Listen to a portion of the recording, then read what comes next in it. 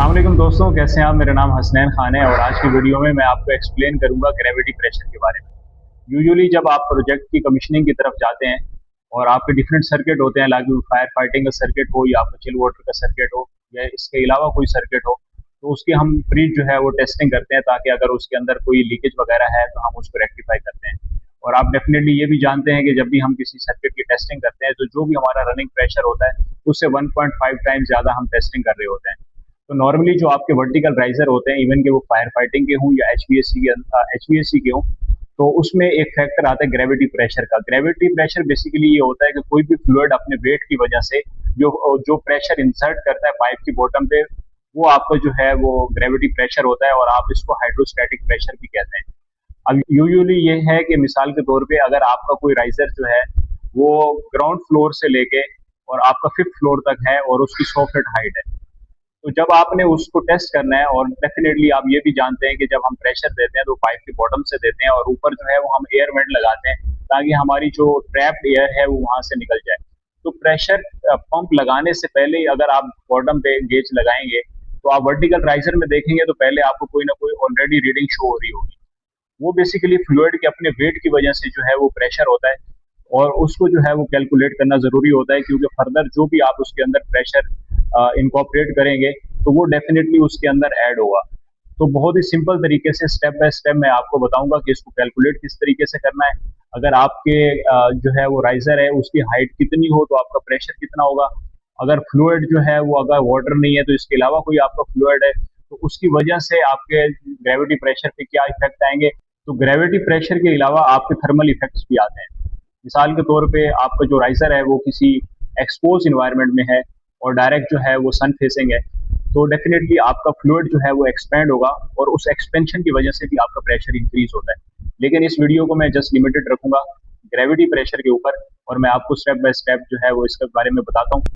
यहाँ पे मैंने ग्रेविटी प्रेशर का जो है वो फार्मूला मेंशन किया है। ग्रेविटी प्रेशर जो है वो इज इक्वल टू होता है फ्लूइड डेंसिटी के ग्रेविटेशनल एक्सेलरेशन और हाइट ऑफ वाटर कॉलम जो आपके राइजर की हाइट होती है। तो अगर आप इसको शॉर्ट फॉर्म में देखेंगे तो P is equal to rho G H इस तरीके से आपको लिखा हुआ नजर आएगा। ये जो है वो फ्लूइड की डेंसिटी है और ये जो जी है ये ग्रेविटेशनल एक्सेलरेशन है और ये जो हाइट है ये हाइट ऑफ वाटर कॉलम है जो आपके राइजर की हाइट होगी। यहाँ पे मैंने रो ऑफ वाटर ये भी कांस्टेंट होती है, किसी जगह 998 भी ले रहे होते हैं और किसी जगह जो है वो 1000 भी यूज़ कर रहे होते हैं, 1000 किलोग्राम पर मीटर क्यूब यूनिट या मैंने हर एक के साथ आगे मेंशन किए हैं। और मैं यहाँ पे ऐसा ही यूनिट जो है वो यूज़ कर रहा हूँ। तो मैंने 100 लिया है और जी भी कांस्टेंट होता है, आपको पता है 9.8 मीटर पर सेकंड स्क्वायर लेते हैं। उसके अलावा हाइट ऑफ राइजर मैंने ली थी 100 फीट और उसको कन्वर्ट कर दिया मीटर के अंदर। अब यहाँ पे देखें 100/3.28 मैंने लिखा है फीट से मीटर में कन्वर्ट करने के लिए। और इससे मेरा जो ग्रेविटी प्रेशर इन पास्कल आ रहा है वो ये है। इन तीनों को मैंने मल्टीप्लाई किया तो ये आ रहा है 298780। क्योंकि एक बहुत ही स्मॉल यूनिट है पास्कल, इस वजह से इसको पीएसआई में कन्वर्ट किया तो 1 पीएसआई इज इक्वल टू 6894.76 होता है। तो जब मैंने इस वैल्यू को इस वैल्यू से डिवाइड किया तो मेरे पास ये आंसर निकल के आ गया। ये वाली जो है वो रो M13 है और उससे ये डिवाइड किया तो आपके पास आ रहा है तकरीबन 43.33 PSI 100 फीट का, अगर मेरे पास हेड है मतलब 100 फीट का राइजर है तो। और एक सिंपल रूल ऑफ थंब भी आपको बता देता हूँ, वो ये है कि प्रेशर आपका PSI में निकल के आ जाएगा इवन दो कि अगर आपके पास हाइट जो है वो फिट के अंदर हो। यहाँ पे आप कोई सी भी वैल्यू जो है वो इनपुट कर सकते हैं, उसको जस्ट मल्टीप्लाई करें 0.433 से तो आपके पास जो है वो प्रेशर इन PSI में आ जाएगा डायरेक्ट। अगर 200 फीट की हाइट है तो यहाँ पे आप सिर्फ 200 पुट करें, मल्टीप्लाई कर दें 0.433। आपने 0.433 को मेमोराइज करना है तो आप प्रेशर जो है वो इजीली निकाल सकेंगे। लेकिन इसमें टर्म्स एंड कंडीशन यही है कि आप ये याद रखें कि आप जो टेस्टिंग है टेस्टिंग फ्लूइड है जो वहाँ पे फ्लूइड यूज हो रहा है वो मतलब वाटर ही हो, पानी हो।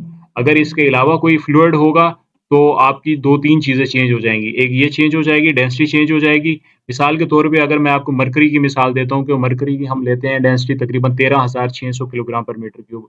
अगर डीजल या ऑयल है उसकी तकरीबन 800 समथिंग कुछ होती है। तो आपकी दो चीज़ें चेंज होंगी।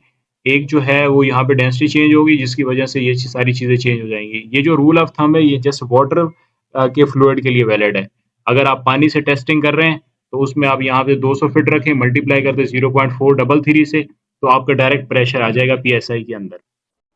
दोस्तों डेफिनेटली आपने इस वीडियो में सीखा होगा कि ग्रेविटी प्रेशर को कैसे कैलकुलेट करते हैं। अगर आप किसी प्रोजेक्ट पे काम कर रहे हो और जहाँ पे ऐसी सिचुएशन हो, आपके पास वर्टिकल राइजर हो, तो ग्रेविटी प्रेशर को लाजमी कंसीडर कीजिए।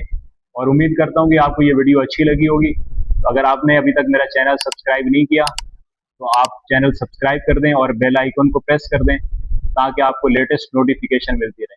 Thank you so much. अल्लाह हाफिज़।